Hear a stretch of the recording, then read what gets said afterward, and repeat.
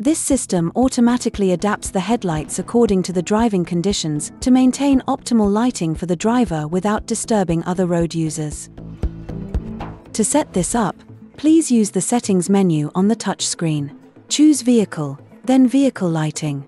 The settings chosen remain memorized when the vehicle's motor is switched off. When the system is deactivated, it automatically switches to automatic lighting control mode. To activate or deactivate the function, place the lighting mode selection ring on auto.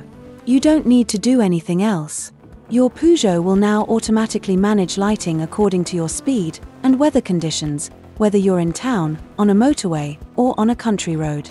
The system manages the various situations so that your visibility and security are always optimized, without other road users ever being dazzled.